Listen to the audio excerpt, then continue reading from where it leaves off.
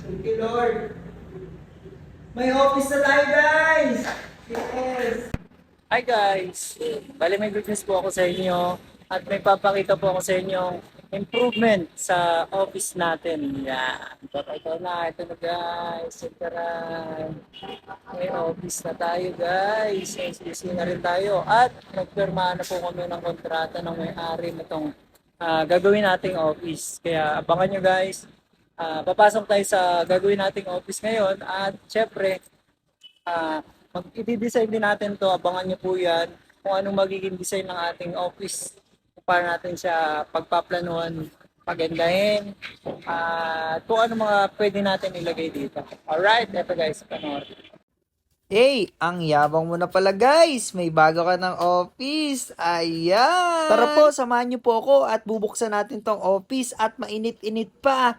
Yan. Bali po katatapos lamang po namin mag-usap ng mga may-ari nitong office na gagawin namin. Nagpirmahan na rin po kami ng mga kontrata at naibigay na rin po sa akin yung mga susi. Kaya ano pa nga bang gagawin natin? Sugod na tayo guys! Yun! Powerful! Ganitong mga moment talaga ng buhay natin guys. Talagang ipapakita natin kung gaano tayo kagigil at kung gaano tayo ka-excited. Yan! Sa pagkakuha kasi natin nitong office guys, mas napapalapit po tayo sa business level number 2. Sa business level number 2 pala guys, mas masusubukan ang kakayahan natin sa pagnenegosyo. Dahil sa business level number 2, mas maraming negosyante nang makakausap natin. Iba't ibang taong magagaling at iba't ibang taong may mga pangarap dito sa business level number 2, mas madugo ng labanan. Halos wala na namang tulugan dahil maraming stress at maraming problema na naman ang susolusyonan. Pero kahit ganun pa man, nais kong malaman mo na ang pag-ibig kong ito ay para lang sa'yo. Hey, kanta! Balik po tayo sa kwento. Dami mo talagang alam, Manoy Celso. Alam niyo po ba guys, may iba't ibang level ang negosyo? Ito po ang turo ng mentor ko. Dami yung level 1 daw po, yun daw po yung mga starting business pa lang. Sila daw po yung wala pang isang taon o isang taon na sa pagnenegosyo. Sa ibang vlog ko na po ipapaliwanag yan, magdarasal po muna tayo. Thank you, Lord. May office na tayo, guys! Yes!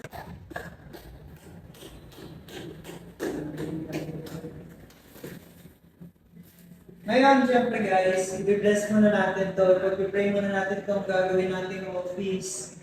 Dahil kay Lord naman talaga galing ito. Kaya gagawin natin guys. Mag-pray tayo, magpapasalamat tayo sa Kanya.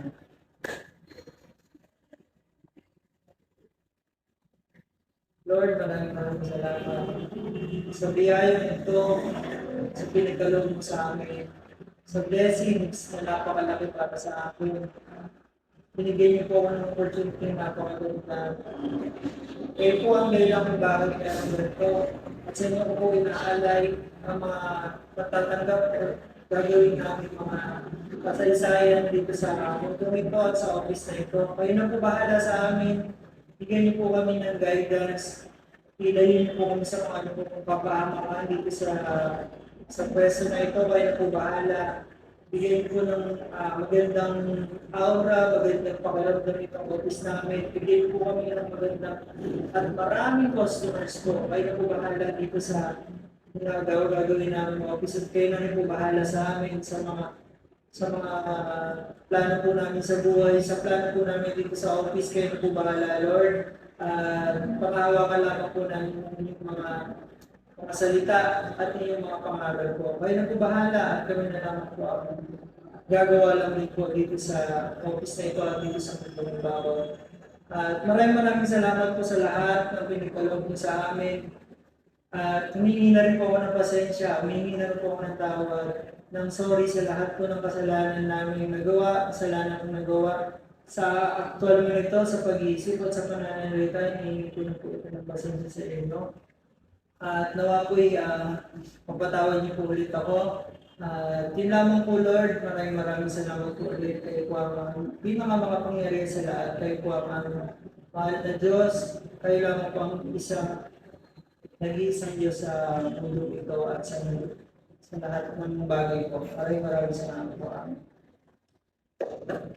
Amen tayo dyan, guys. Iba talaga pagkasama mo ang Diyos sa mga plano mo sa buhay. Nagiging madali at magaan lang ang mga bagay-bagay. Ngayon po, tamang flex lang po tayo ng susi ng bago nating office. Ang galing talaga ng Diyos, guys. Basta't nasa tamang oras na, ibibigay niya talaga ang blessing na nararapat sa'yo. Yung tipong masasabi mo na lang, deserve ko pa ba to? Kasi parang napakabilis lang ng panahon. Kasi dati, pasigaw-sigaw lang ako ng balot dyan sa labas ng bahay nyo. Tapos ngayon, nagpe-flex na ako ng kontrata at resibo ng magiging office ko. O, diba? Napakagaling niya talaga. Kaya huwag ka na magduda sa kanya, guys. Sige ka, ikaw din, kukunin ka niya kaagad. Anong gusto mo? Surrender nyo na yan.